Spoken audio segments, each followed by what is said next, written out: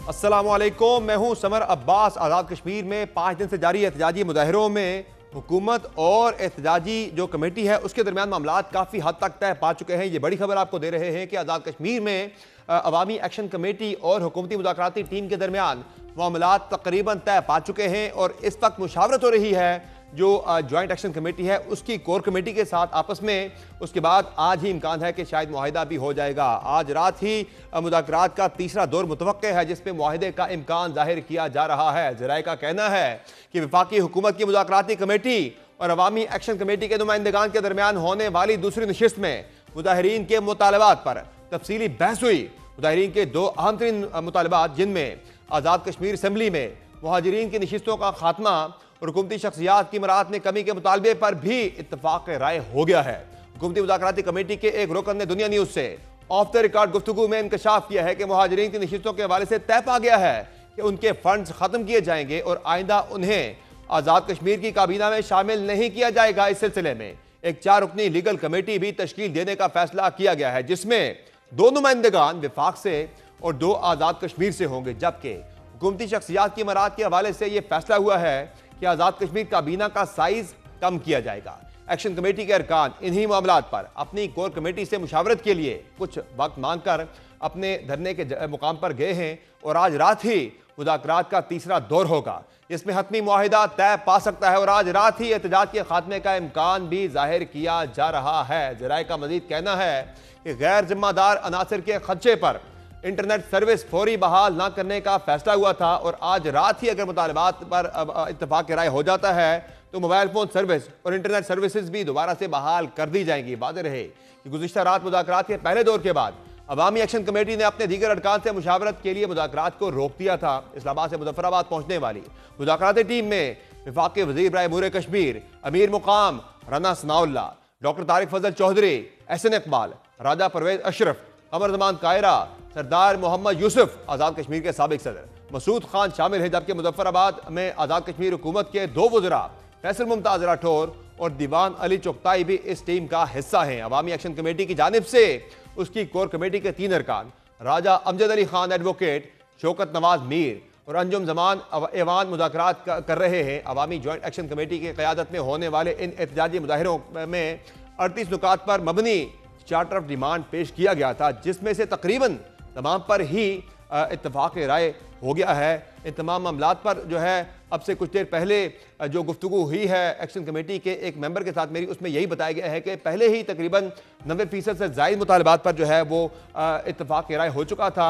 सिर्फ 2 नुकात थे ऐसे जिन पर इत्तफाक राय नहीं हो पाया था। वो था एक मुहाजिरीन की नशिस्तों वाला और दूसरा जो अहम तरीन नुकता था वो था अशराफिया की या हुकूमती शख्सियात की मराहत में कमी के वाले से आज की कमेटी के अंदर सिर्फ जो वज़रा है उनकी ही नहीं, यानी सियासी लोग हैं उनकी ही नहीं, बल्कि जो गैर सियासी लोग हैं जिसमें जजेस भी शामिल हैं उनकी बरात के हवाले से भी मराहत में कमी के हवाले से तफसीली गुफ्तगू हुई है।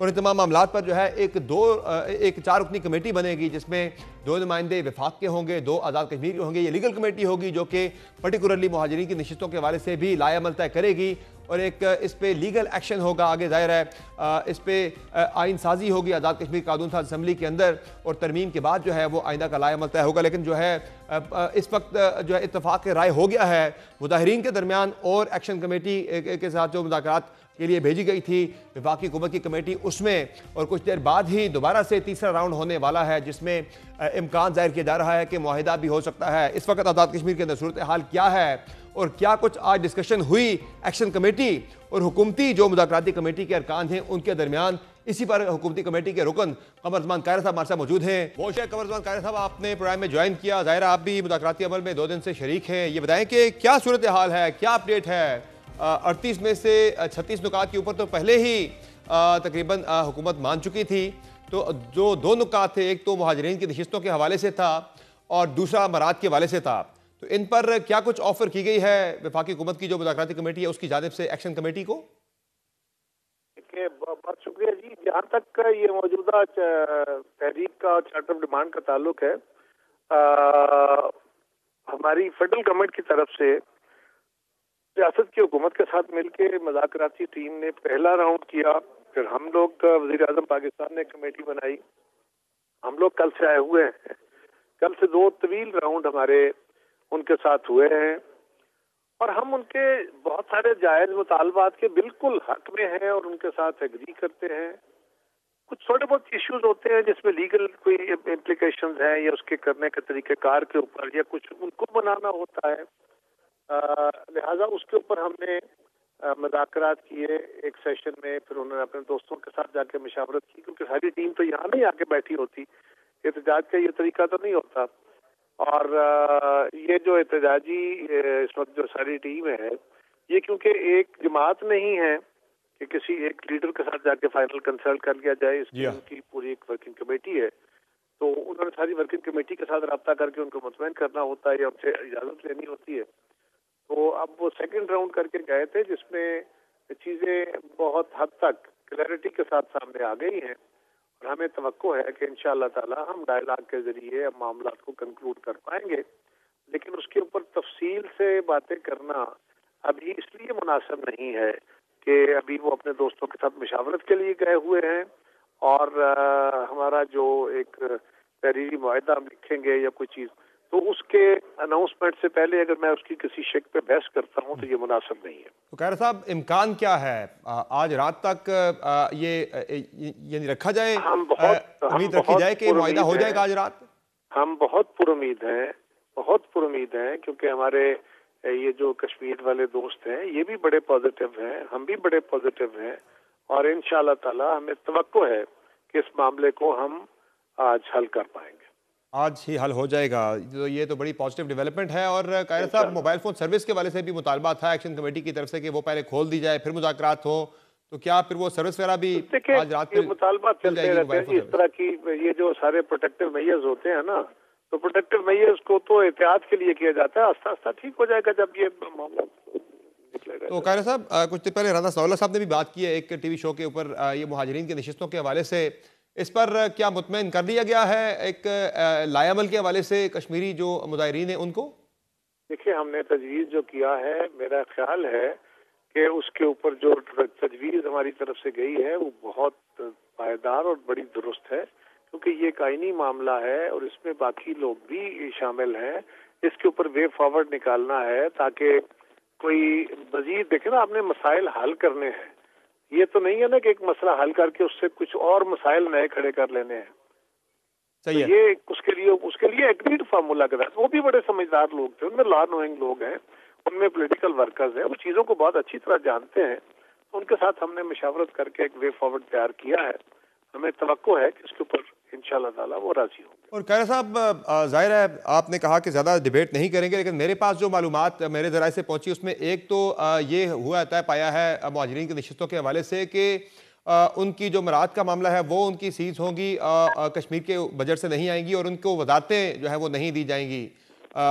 इस पे आप कंफर्म या डिनाई आप कर सकते हैं इसको सिर्फ एक लफ्ज़ में, एक जुमले के अंदर? नहीं, आप ज़्यादा डिटेल में बेशक ना जाएं। देखिए ना, आप भले अजम्पशन पे हो या दुरुस्त खबर हो, आप उस पे आजादाना बात कर सकते हैं। सही है।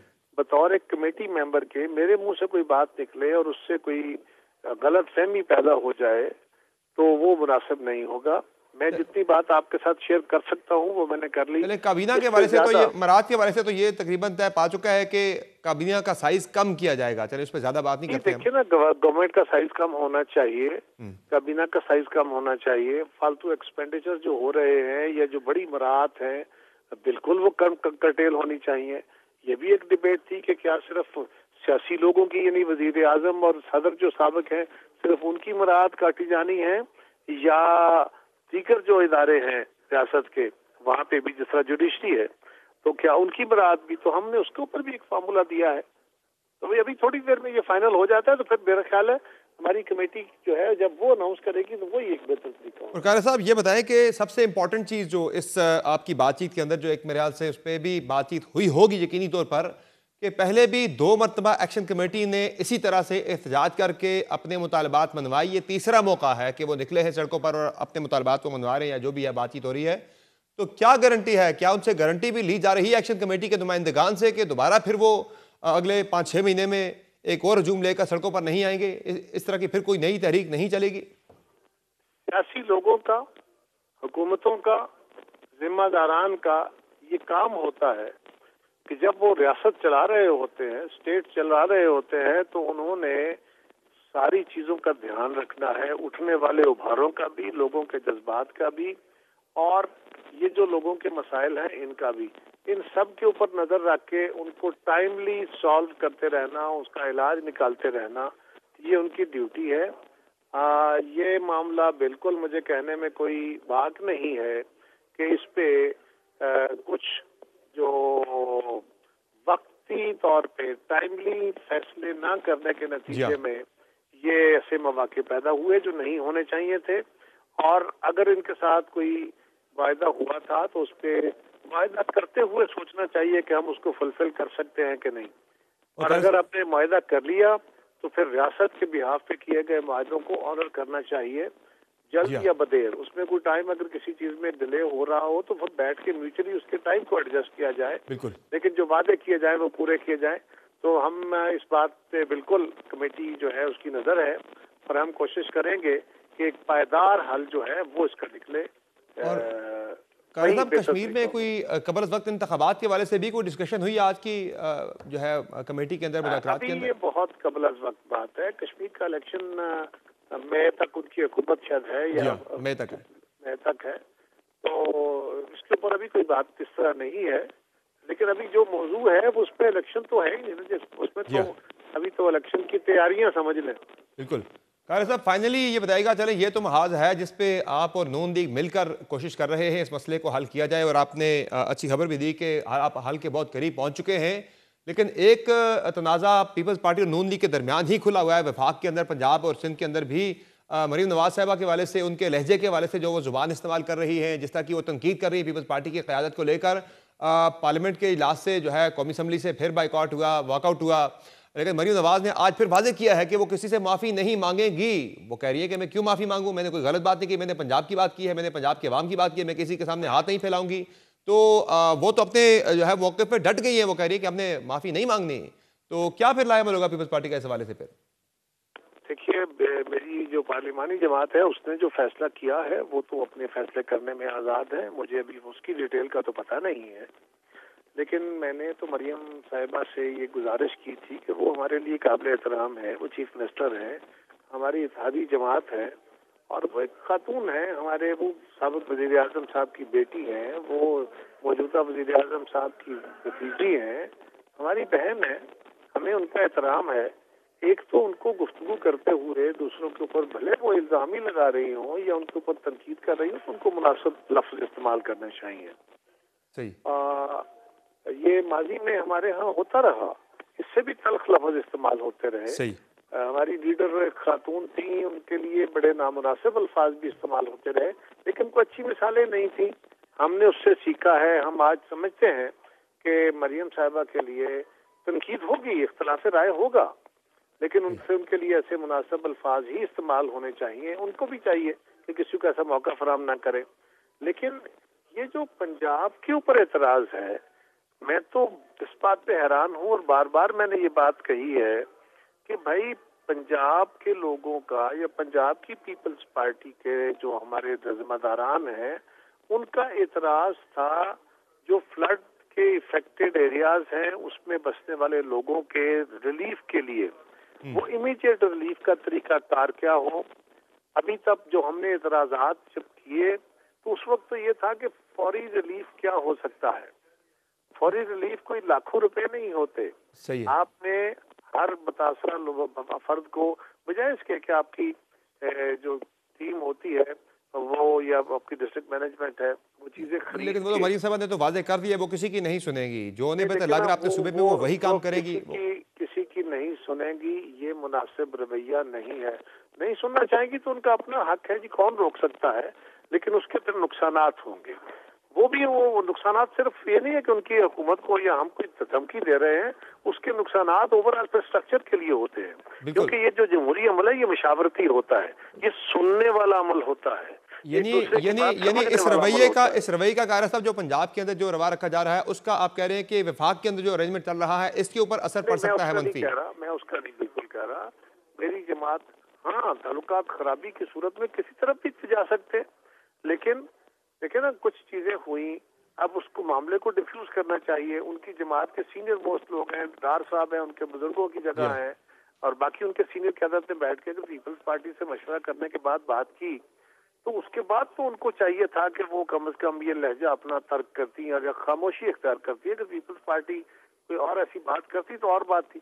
उन्होंने अपने रवैये में नरमी या अपने रवैये में तब्दीली नहीं की, ये काबिल अफसोस बात है। और तीसरी बात यह है कि बेनजीर इनकम सपोर्ट प्रोग्राम दुनिया का रिकग्नाइज्ड प्रोग्राम है। फास्टेस्ट वे से आप उसके जरिए लोगों को फौरी इमदाद दे सकते हैं। दिल्ली इंतजामिया अगर लोगों को खुराक की और चारा जो है जानवरों का अगर वो खरीद के देगी तो सवाल उठेंगे। तो हमने यही कहा, और ये बात वजीर आजम साहब को कही कि आप जो इमदाद देना चाहते हैं वो इमदाद आप बेनजीर इनकम सपोर्ट प्रोग्राम के जरिए दे दे। वो एक अच्छा जरिया है, क्रेडिबल है। इस साल भी उसकी क्रेडिबिलिटी ये है कि मौजूदा हुकूमत को IMF ने भी इजाजत दी कि इसके बजट में 200 अरब रुपए का इजाफा कर दिया जाए। और आखिरी बात सिर्फ ये है कि हम बिल्कुल कत्तन हम सिर्फ एतराज कर रहे थे और कर रहे हैं और करेंगे, और वो है रिलीफ के लिए। हम एक अलग जमात है, हमारे ख्याल में ऐसा होना चाहिए। हमने को हाथ पकड़े हुए हैं, हमने को जोर जबरदस्ती कर ली है, हमने एक तनकीद करके अपना रास्ता दिया है, एक तजवीज दी है, तनकीद की है, अच्छी लगे बुरी लगे आपको सुननी पड़ेगी। ठीक है, बहुत शुक्रिया। आप नहीं मानते तो आपकी मर्जी। बहुत शुक्रिया कमर रज़मान कायरा साहब, आपने प्रोग्राम में ज्वाइन किया, आपने गुफ्तगू सुनी वफाकी हुकूमत की मुज़ाकराती कमेटी के रुकन कमर रज़मान कायरा की, जिनका कहना है कि आज रात ही कभी इम्कान है कि मुजाहिरीन के साथ मामलात भी तय पा जाएंगे और मुआहिदा भी आज ही हो जाएगा। प्रोग्राम में आगे बढ़ेंगे और बात करेंगे आज़ाद कश्मीर के साबिक वज़ीर आज़म सरदार अतीक अहमद खान से कि क्या वजह है इस सारी 5 दिन के अंदर जो एहतजाज जारी रहा, इनमें जो कश्मीर की सियासी क़यादत है वो क्यों गायब रही मंजर आम से, और ये जो हालात हैं यहाँ तक क्यों पहुँचे। बहुत शुक्रिया सरदार अतीक अहमद खान साहब, आपने ज्वाइन किया। प्रोग्राम में ये बताएगा कि क्या वजह है ये हालात यहाँ तक क्यों पहुँचे, इसके मुहर्रिकात क्या है, और आज़ाद कश्मीर की सियासी क़यादत जो है वो मंजरनामे से क्यों गायब रही। समर अब्बास साहब, इसके कई मुहर्रिकात हो सकते हैं, लेकिन एक बात यह है कि पिछले 2-2.5 साल से अवामी एक्शन कमेटी ने अवामी मुतालबात पे वो लेके बाहर निकले हुए हैं। आज़ाद कश्मीर हुकूमत ने मुज़ाकराती कमेटी बनाई और मुज़ाकरात चलते रहे, कुछ बातों पर इत्तेफाक राय हुआ, फिर डेडलॉक हो गया, और हुकूमती कमेटी ये कहती रही कि अवामी एक्शन कमेटी हर मरतबा अपने मुतालबात की फहरिस्त में इजाफ़ा करती है और उसमें इजाफ़ा होता रहा। फिर पिछले दिनों हुकूमत पाकिस्तान की एक कमेटी, 2 रुकनी वज़रा की कमेटी गई, उनने मुज़ाकरात किए, और उस पर सोशल मीडिया में जो हमने देखा कि कोर कमेटी के मेंबरान ने कहा कि हमारे 100% के करीब मामलात पर इत्तेफाक राय हो गया था, इसके बावजूद डेडलॉक हो गया। अभी एक बड़ी हाई पावर कमेटी बनी है, पाकिस्तान के बड़े तजुर्बाकार लोग हैं, हुक्मरान जमात की इत्तेहादी दोनों जमातों के लोग हैं, और वो वहाँ बैठे हुए मुज़ाकरात कर रहे हैं। और मुज़ाकरात में अक्सर व बेशतर चीज़ें ऐसी हैं कि जिस पर इत्तेफाक राय की इतराज़ मिल रही है, लेकिन बदकिस्मती से अभी तक किसी नतीजे पर नहीं पहुँच सके। एक तो मैं समझता हूँ कि इन मुज़ाकरात में वज़ीर आज़म आज़ाद कश्मीर को और वहाँ की जो पार्लिमानी सियासी लीडर्स हैं उनको वहाँ मौजूद होना चाहिए था, ताकि जो लोग अवाम के मुंतखब नुमाइंदे हैं उनकी मौजूदगी में ये सारे मुज़ाकरात हों। ये कोई राजदारी वाला मामला नहीं है। लेकिन सरदार साहब, वो जो मुंतखब नुमाइंदे हैं या फिर जो आज़ाद कश्मीर की सियासी क़यादत है वो तो गायब सारे मंजरनामे से। जो आज़ाद कश्मीर के अंदर पिछले 4-5 दिन से हो रहा है उसमें तो ये लीडरशिप कहीं नज़र नहीं आ रही, गायब है सारी। ये बड़ा अफसोसनाक है, ये बहुत अफसोसनाक है समर अब्बास साहब, ये बड़ा अफसोसनाक है। अवामी मुंतखब नुमाइंदों को मौजूद होना चाहिए, मुज़ाकरात में मौजूद होना चाहिए, मीडिया पर मौजूद होना चाहिए, सोशल मीडिया पर मौजूद होना चाहिए, उन्हें अपना पॉइंट ऑफ व्यू देना चाहिए, मौक़िफ़ देना चाहिए। अल्लाह का शुक्र है, अल्लाह का शुक्र है कि मुस्लिम कॉन्फ्रेंस आपको हमा वक्त पूरी तरह मौजूद दिखाई देती है, एक लम्हे के लिए भी एबसेंट नहीं हुई है इस सारे प्रोसेस से, सारे सिलसिले से। और हम मौजूद हैं, अपना मौक़िफ़ जो है मुस्लिम कॉन्फ्रेंस का मौक़िफ़ रोज़ अव्वल से जिन जिन इशूज़ पर है, अब हम 92-93 साल हमारी उम्र हो चुकी है, तो हम अपने जिन मामला पर हमारा मौक़िफ़ है हम उस पर कंसिस्टेंट हैं और उसको छुपाते नहीं हैं, उस मौक़िफ़ पर कायम है, उसका जिक्र करते हैं। लेकिन सरदार साहब, ये जो मुस्लिम कॉन्फ्रेंस की आप मौजूदगी की बात कर रहे हैं, ये जो सूरत हाल फ्लेयर अप हुई है पहले दिन से 29 तारीख से, उसमें भी तो मुस्लिम कॉन्फ्रेंस की ऐसी जगह पर मौजूदगी कि जहाँ उसे शायद उस दिन वहाँ मौजूद नहीं होना चाहिए था, उसकी वजह से हालात ख़राब हुए।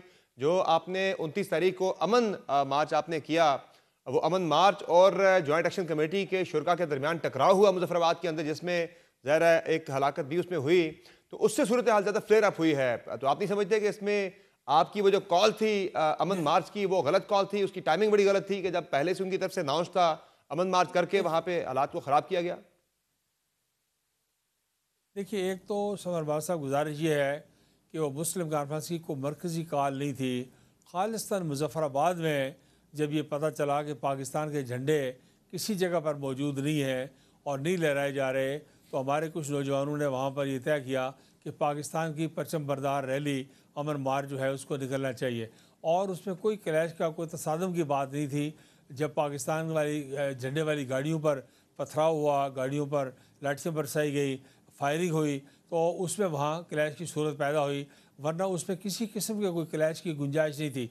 और वो मुस्लिम कॉन्फ्रेंस का कोई मरकज़ी फ़ैसला नहीं था, कोई मुस्लिम कॉन्फ्रेंस की तरफ से कोई अनाउंसमेंट नहीं थी, वहाँ का लोकल फैसला था। वो भी बिल्कुल नहीं होना चाहिए था। मैं आपकी बात से इत्तेफाक करता हूँ कि उनका वो दिन था, वो नहीं होना चाहिए था, लेकिन उसमें खुदा न खास्ता को बदमज़गी पैदा करना मकसूद नहीं थी। सिर्फ पाकिस्तान के परचम को लहराने का फ़ैसला नौजवानों ने किया कि उसको वहाँ मुजफ्फराबाद में दिखाई देना चाहिए, और सारी गाड़ियों पर जो निकली हैं उन पर पाकिस्तान का परचम था। और दोनों तरफ से पर्चे हुए हैं मेरी मालूमात के मुताबिक, और दोनों तरफ जो लोग मौजूद हैं, अगर उनकी गिरफ्तारियों की ज़रूरत पड़ती है तो इंतज़ामिया को बिल्कुल हेजिटेट नहीं करना चाहिए। हम किसी मामले में, देखिए, मैंने पहले दिन मुतालबा कर दिया था समरबाज साहब, मैंने कहा था कि जुडिशल इंक्वायरी करवाई जाए वाक़े की। इसलिए हम आइन और कानून के मामले में, इंतज़ामिया के मामले में कतई रुकावट नहीं बनना चाहते।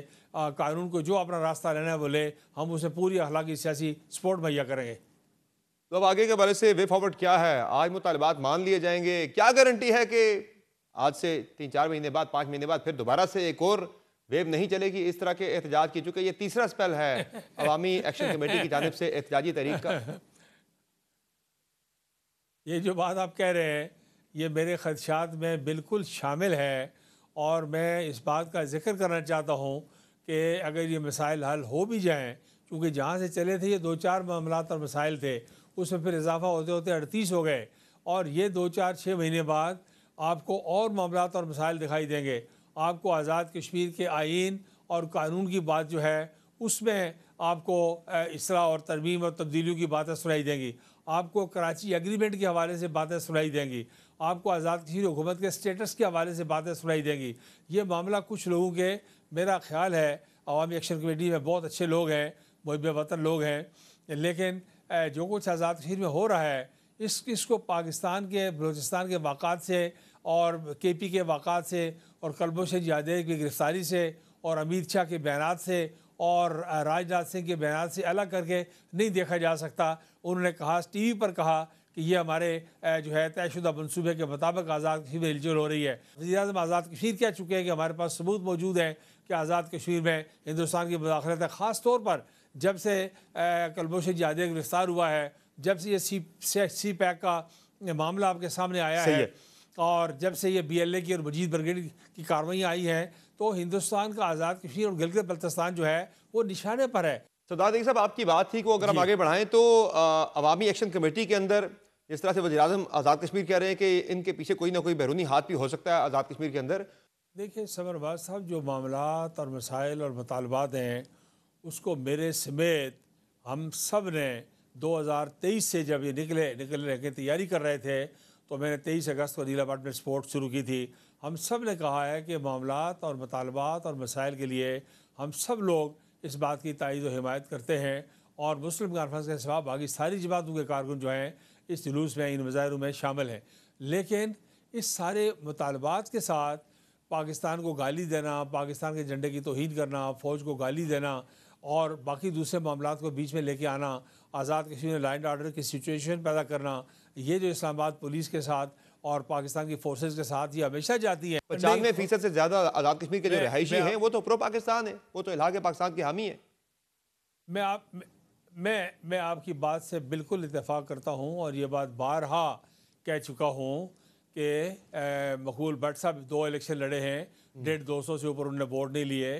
कैच खुर्शीद साहब ने खुद मुख्तारी की 10-15 साल बात की और अपनी जमात ख़त्म कर दी, पीपल्स पार्टी में चले गए, लोगों ने बात नहीं मानी। अल्लाह का शुक्र है कि लोग कश्मीर बनेगा पाकिस्तान के साथ हैं, इलाके पाकिस्तान के साथ हैं।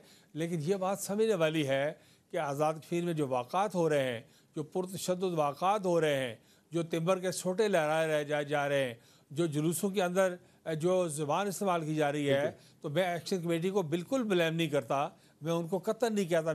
मैंने पहले भी कहा कि उनमें अक्सरियत लोगों की मुहिब वतन लोगों की है, लेकिन कुछ लोग ऐसे ज़रूर हैं, मुझे नहीं पता कि उनका असर बढ़ गया है या उनका कंट्रोल बढ़ गया है या क्या बात है, लेकिन ये ज़रूर है कि आज़ाद कश्मीर में ऐसे अनासर का एक्शन कमेटी के ऊपर गलबा दिखाई देता है और इन सारे कंट्रोल में उनके बहुत नुमायां दिखाई देते हैं।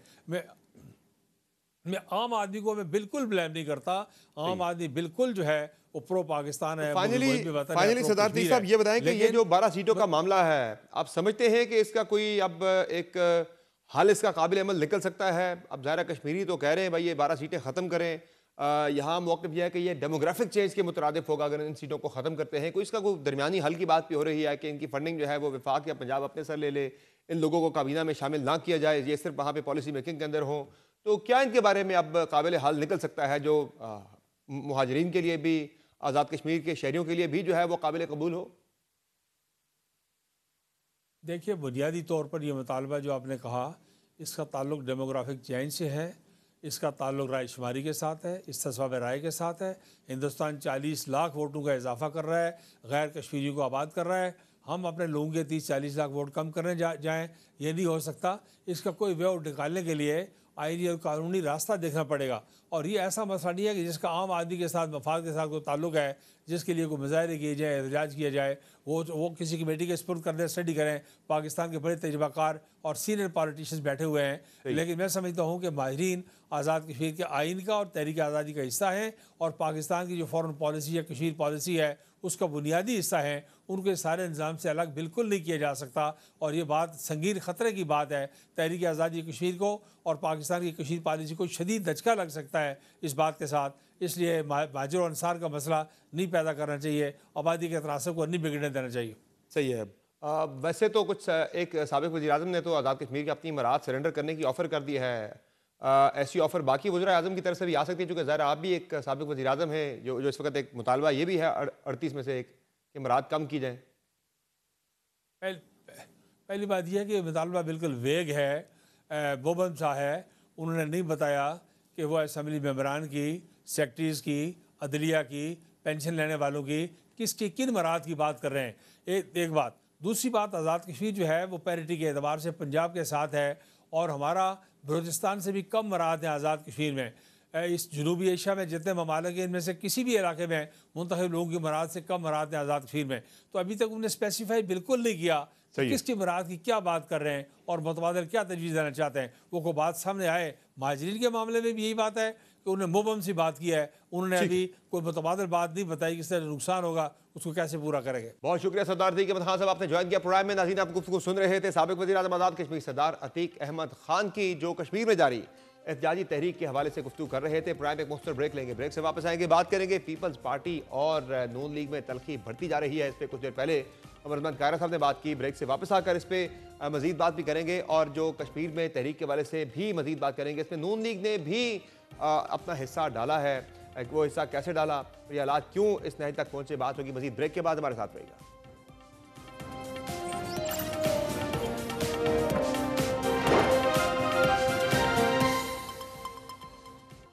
वेलकम बैक नाज़रीन। आज़ाद कश्मीर में एहतजाजी मुजाहरे के आज रात ही खत्म होने का कभी इम्कान है और इस सिलसिले में मामलात काफ़ी हद तक तय पा चुके हैं। लेकिन ये जो 12 सीटों वाला मामला है मुहाजिरीन की, इसमें नून लीग ने भी अपना हिस्सा ज़रूर डाला है इन 12 सीटों को मुतनाज़ बनाने में। मोस्ट रिसेंटली राना सनाउल्लाह साहब ने इस हवाले से एक बयान दिया था कि ये 12 सीटें जीत कर आज़ाद कश्मीर के अंदर नून लीग अगले इलेक्शन में अक्सरियत हासिल करेगी। क्या कहा था राना सनाउल्लाह ने, जरा सुन लें।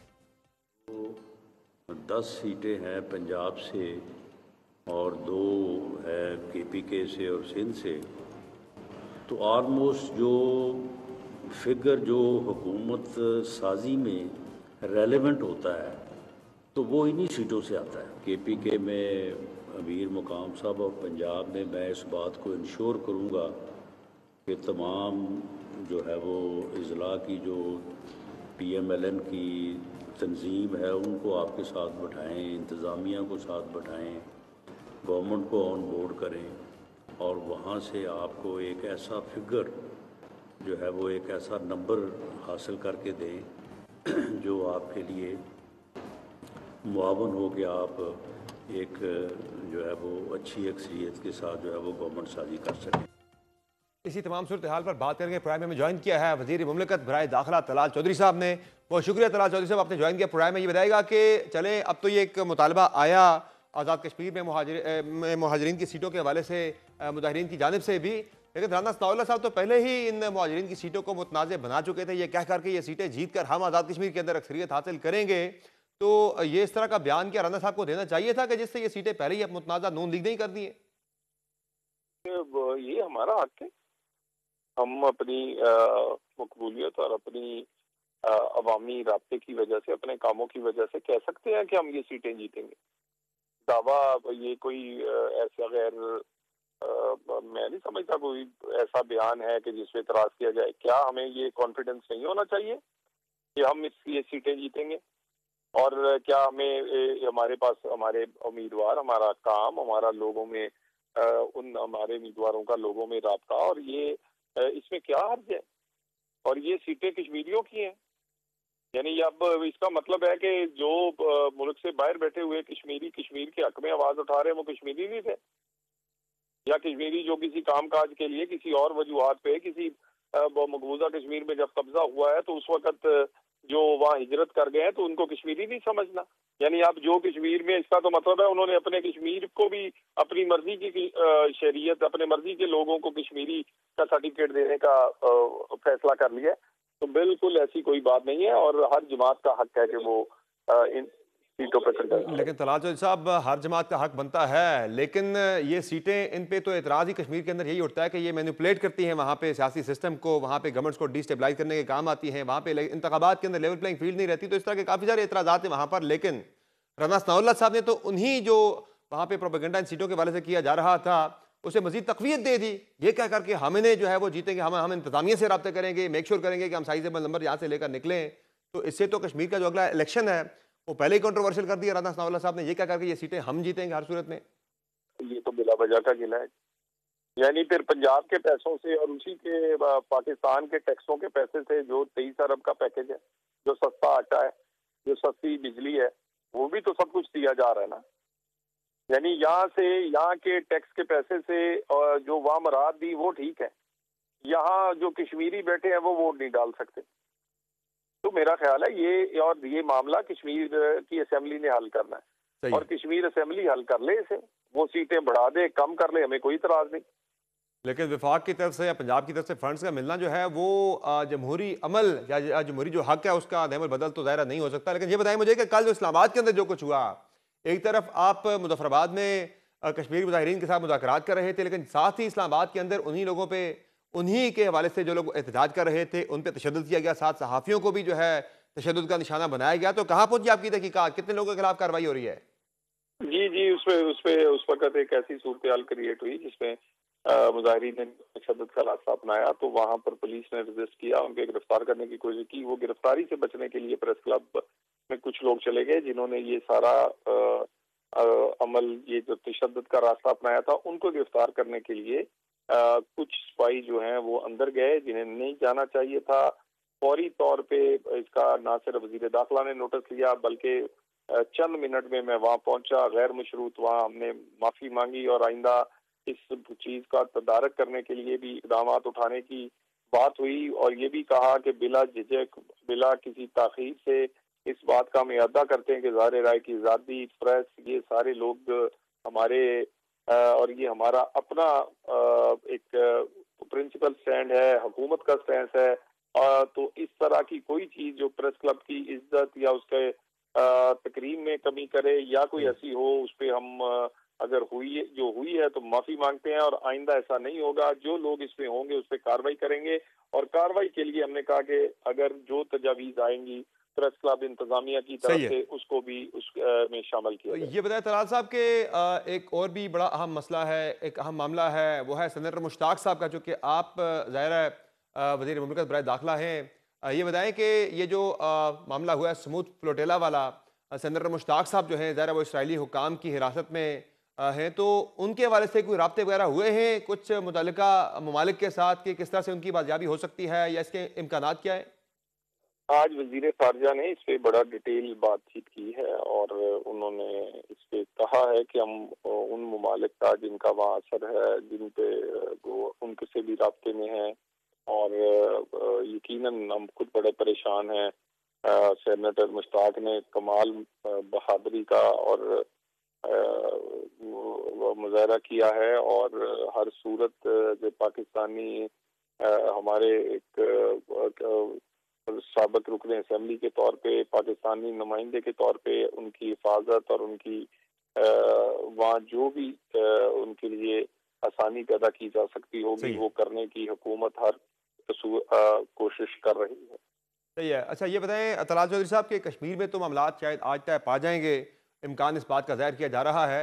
ये बताएं कि जो एक मामला अहम जो है वो आपका पीपल्स पार्टी के साथ शुरू हो गया है, एक तनाज़ा शुरू हो गया आपका पीपल्स पार्टी के साथ। स्पीकर साहब ने सुलह सफाई की कोशिश की थी लेकिन मरीम नवाज साहबा तो डट गई हैं, वो तो आज भी कह रही है कि मैं किसी से माफ़ी नहीं मांगूंगी। तो आप नहीं समझते कि ये मुस्लिम लीग नून इस मामले में मजीद पीपल्स पार्टी को प्रोवोक कर रही है? नहीं, ये देखिए मामला ये है कि थोड़ा सा इसमें मिसअंडरस्टैंडिंग, या मैं नहीं समझता कि ऐसे कोई बयान थे कि जिसका पीपल्स पार्टी को इस बात का कुछ गिला शिकवा होना चाहिए था। और वज़ीर आला ने कभी किसी का नाम नहीं लिया, डायरेक्टली किसी को टारगेट नहीं किया। वो अपनी कारकर्दगी की का कंपैरिजन मुख्तलिफ दूसरे इदारों से, दूसरे हुकूमतों से एक जैसे अपने आप को आप पेश करते हैं अपने अवाम के सामने कि देखिए मैंने ये किया है, ये अच्छा किया है, बुरा किया है, फलाने क्या किया है। तो ये सारी चीजें मेरा नहीं ख्याल कि ऐसा तनकीद भी उन्होंने सच नहीं की, बल्कि उन्होंने एक सियासी तज्जिया अपना एक ऐसे सियासी लीडर के तौर पे वो अपनी तकारीर में पेश करती रही हैं, क्योंकि वो अपने काम अपने लोगों के सामने रखती हैं और लोगों की राय लेती हैं कि उनके काम कैसे हैं और जवाबदेह होती हैं अपने लोगों को। तो वो जवाबदेही के दौरान किसी को अगर ये महसूस हुआ कि हमने किसी को कोई नेम एंड शेम करने की कोशिश की तो ऐसी कोई बात नहीं है, मिसअंडरस्टैंडिंग है ऐसी। और किसी को तो नहीं है, बड़ा वाज़े पीपल्स पार्टी पे तनकीद होती रही है और आज भी उन्होंने की है। पीपल्स पार्टी जो है वो असेंबली से वॉकआउट कर रही है, बड़ी वो एक सीरियस पोजीशन उसने ले ली हुई है, बड़ी एक स्ट्रॉन्ग उन्होंने स्टैंड ले लिया। लेकिन मरीम नवाज साहबा कह रही है कि मैं किसी से माफ़ी नहीं मांगूंगी, इसका बुरा लगता है मर्जी बुरा लगे। वो तो बड़े सख्त बयान दे रही है, वो तो डायरेक्ट हिट कर रही है पीपल्स पार्टी को। देखिए गुजारिश ये है, पीपल्स पार्टी हमारी इत्तेहादी है और एक लॉन्ग टर्म इत्तेहाद है और ये जो छोटी मोटी मिसअंडरस्टैंडिंग है इस इशू को हम इंशाल्लाह ताला हल कर देंगे। सही है। एक और अहम मामला तलाल चौधरी साहब, ये बताएं कि इमरान खान साहब ने जेल से कहा है कि अब एक और कॉल वो देने वाले हैं, तो क्या अब है इस बारे में फिक्रमंद कि एक और कॉल जब आएगी फिर सड़कों पे लोग निकलेंगे, फिर अफरा तफरी होगी, फिर हुकूमत के लिए मुश्किलात पैदा होंगी, निपटेंगे सख्ती के साथ या फिर करने देंगे? नहीं, कोई फिक्रमंदी इसलिए नहीं है कि इनकी अपनी पार्टी इनके साथ नहीं है और कॉल पे आना किसने है। तो कभी बेगम साहबा कब्जा करने की कोशिश करती हैं, कभी बहन कब्जा करने की कोशिश करती हैं।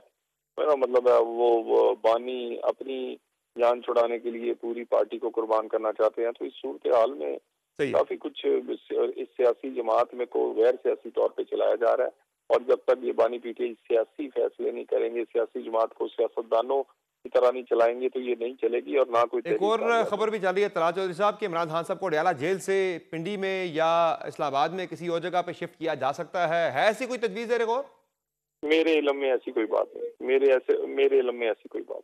सही है, बहुत शुक्रिया तलाल चौधरी साहब, आपने प्रोग्राम में ज्वाइन किया। नाज़रीन, आपने गुफ्तगू सुनी वज़ीर मुमलिकत बराए दाखिला तलाल चौधरी की, जिनका कहना है कि फिलहाल इमरान खान को कहीं और शिफ्ट किए जाने के हवाले से ऐसी कोई भी तजवीज़ उनके इल्म में नहीं है।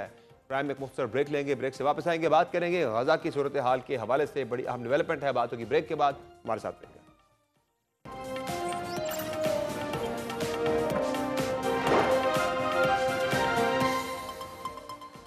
Welcome back. गजा जंग के तनाजुर में मशरक़ वस्ता में जारी बहरान शायद हल के करीब तो दिखाई दे रहा है, लेकिन हतमी नतीजे तक पहुंचने के लिए बहुत सी पेचीदगियां भी मौजूद हैं जो बज़ाहिर बढ़ती जा रही हैं अमरीकी सदर की जानिब से। गजा तनाज़े के हल के लिए पेश किए गए 20 नुकाती मंसूबे का मुस्तकबिल गैर यकीनी का शिकार हो रहा है, क्योंकि अमरीकी सदर डोनाल्ड ट्रंप अभी भी पुरुमीद है कि वो हजारों साल पुराने तनाज़े को खत्म करवाने में कामयाब हो जाएंगे। ट्रंप ने मंगल को हमास को 3 से 4 दिन का अल्टीमेटम दिया था कि वो इस मंसूबे पर आमादगी जाहिर करे, जबकि आज उन्होंने एक बार फिर हमास को वाज़ेह पैगाम देते हुए इतवार की शाम 6 बजे तक का अल्टीमेटम दे दिया है। ट्रुथ सोशल पर जारी अपने बयान में अमेरिकी सदर ने कहा है कि अगर मुआहिदा ना हुआ तो हमास के खिलाफ ऐसी हौलनाक तबाही फूटेगी जिसे पहले कभी नहीं देखा गया। अमेरिकी सदर का मजीद कहना था कि फ़लस्तीनी शहरियों को चाहिए कि वो फौरन गजा खाली करें क्योंकि मुस्तकबिल में खतरा हो सकता है। वाज़ेह रहे कि अमेरिकी सदर को यह कामयाबी तभी मिलेगी जब हमास उनके पेश करदा 20 नुकाती अमन मंसूबे को कबूल करे। इस मुतालिक कुछ खास हौसला बख्श खबरें सामने नहीं आ पा रही। बरतानवी नशरियाती इदारे BBC ने दावा किया है कि हमास ने डोनाल्ड ट्रंप के मंसूबे को मुस्तरद करने का इंदिया दिया है।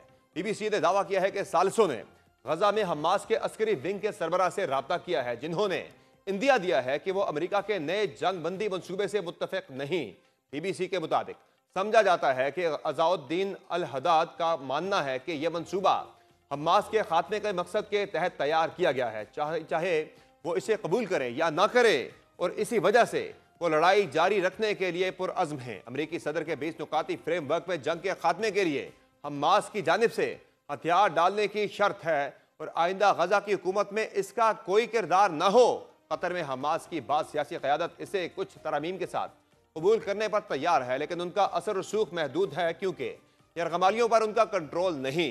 फ़लस्तीनी इलाके में मुसल्लह ग्रुप की क़ैद में 48 यरगमालियों के होने का यकीन है, जिनमें से सिर्फ 20 के जिंदा होने का इम्कान है।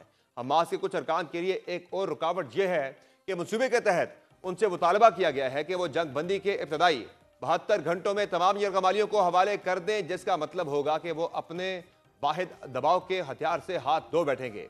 अमेरिकी सदर ने जमानत दी है कि इसराइल मंसूबे पर अमल करेगा, लेकिन हमास को यह एतमाद नहीं कि इसराइल यरगमालियों की रिहाई के बाद फौजी कार्रवाइयां दोबारा शुरू नहीं करेगा, खासतौर पर जब अमेरिकी मुखालफत के बावजूद दोहा में हमास की क़यादत को निशाना बनाया गया। रिपोर्ट के मुताबिक हमास के कुछ रहनुमा अमेरिका और अरब ममालिक की जानिब से गजा में तैनात की जाने वाली उस फोर्स पर एतराज़ करते हैं जिसे मंसूबे में आर्जी आलमी इस्तेहकाम फोर्स कहा गया है, और वो इसे कब्जे की एक नई शक्ल करार देते हैं। इसके अलावा ट्रंप इंतजामिया की जानिब से जारी किए गए मुजव्वज़ा मरहला वार इसराइली फौजी इनखला के नक्शे में गजा की मिस्र और इसराइल के साथ सरहदों पर एक सिक्योरिटी बफर जोन दिखाया गया है।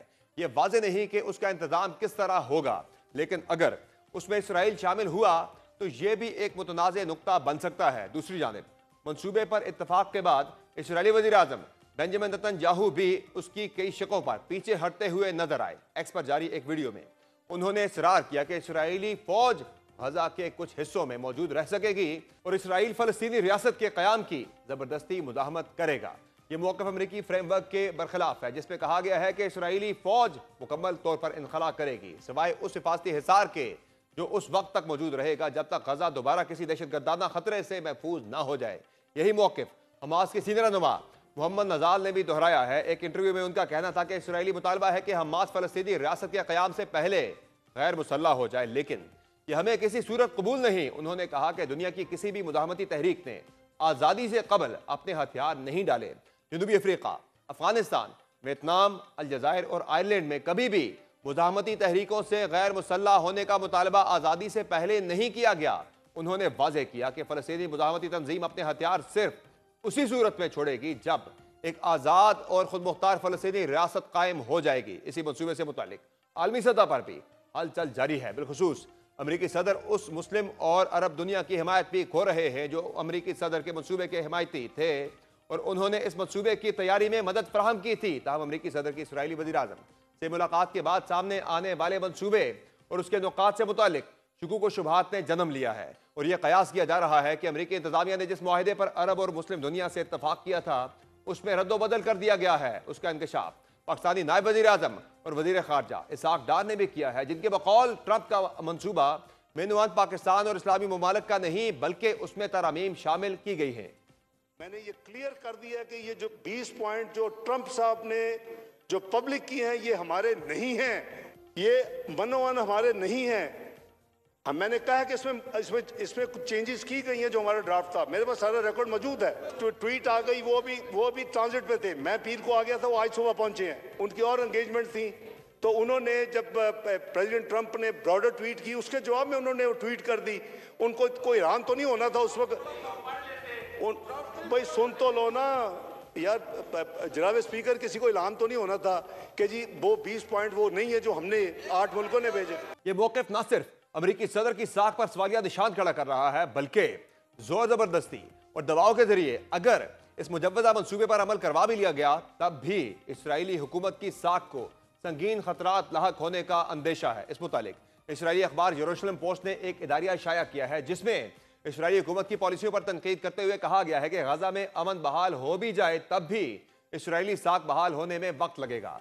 और इदारिये में यह भी कहा गया है कि गजा की जंग रुक भी जाए, यरगमाली रिहा भी हो जाए, तब भी इसराइली इंतजामिया को दुनिया के रद्द अमल को झेलना पड़ेगा। इदारिये में मजीद कहा गया है कि अमेरिकी सदर डोनाल्ड ट्रंप की जानिब से पेश किए जाने वाले 20 नुकाती गजा मंसूबे पर मिला जुला रद्द अमल सामने आ रहा है। ताहम मजमूई तौर पर अरब और इसराइली हुक्काम इसको तारीखी बता रहे हैं। अखबार में मजीद लिखा गया है कि जब हमास की जानिब से मुआहिदा कबूल किया जाएगा, जब इसराइली यरगमाली और फलस्तीनी कैदी रिहा होंगे, यरगमालियों के खानदान और गजा के फलस्तीनी जब ही जाकर सुख का सांस लेंगे। इसके साथ साथ इसराइल मरहलावार गजा एनक्लेव से फौजें हटाएगा, हमास गैर मुसल्लह होगी, फिर एक आलमी इंतजाम कायम किया जाएगा जिससे गजा की तामीर नौ शुरू होगी। मजीद लिखा गया है कि इस सारी सूरत हाल से खित्ते में बसे लोगों की जिंदगियां कैसे तब्दील होंगी, अबूरी अथॉरिटी के इख्तियारात और उनकी कानूनी हैसियत पर सवालात तो मौजूद रहेंगे। अमरीकी मंसूबे पर अमल दरामद होगा या नहीं, ये तो आइंदा आने वाले दिनों में ही वाज़ेह होगा। ताहम एक चीज जो बिल्कुल वाज़ेह है वो है गजा की सूरत हाल, जहां पर इंसानी अलमिया संगीन से संगीन होता जा रहा है और साथ ही इसराइल की हरदर्मी और बेहिसी भी बढ़ती जा रही है। जहां खुद इसराइल ने गजा के लिए इंसानी इमदाद पर पाबंदी आयद कर रखी है, दीगर आलमी तंजीमों और काफिलों को भी इस इमदाद से रोकने के लिए हर तरह के हथकंडे आजमाए जा रहे हैं। इस मुतालिक इसराइली फौज ने गजा की जानिब इमदाद ले जाने वाले ग्लोबल समूद फ्लोटेला में शामिल 42 कश्तियों को कब्जे में लेकर 500 कारकुनों को गिरफ्तार कर लिया है, जिनको यूरोप डिपोर्ट करने का फैसला हुआ है।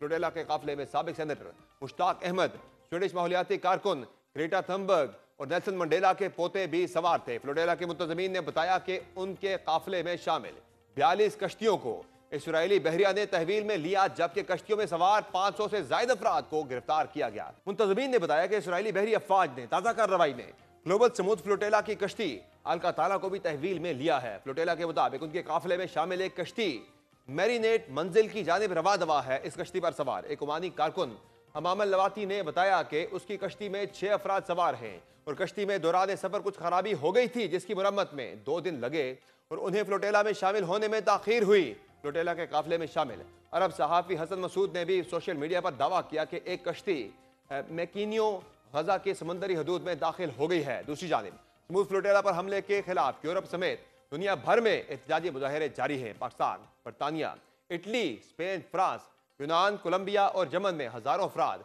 सड़कों पर निकल आए, जबकि कई शहरों में ट्रैफिक बंद और बाज़ मुकामात पर तोड़ फोड़ भी की गई। दिलचस्प तौर पर पाकिस्तानी कारकुन उज़ैर निज़ामी की वीडियो भी मंजर-ए-आम पर आई, जिन्होंने बताया कि वो एक ऐसी कश्ती में सवार थे तो इसराइली हमले से बच निकलने में कामयाब रही। उन्होंने हुकूमत पाकिस्तान से अपील की है कि उन्हें उर्दन के वीज़े के हुसूल में मदद दी जाए ताकि वो वहाँ जाकर सेनेटर मुश्ताक की रिहाई के लिए कोशिशें कर सकें।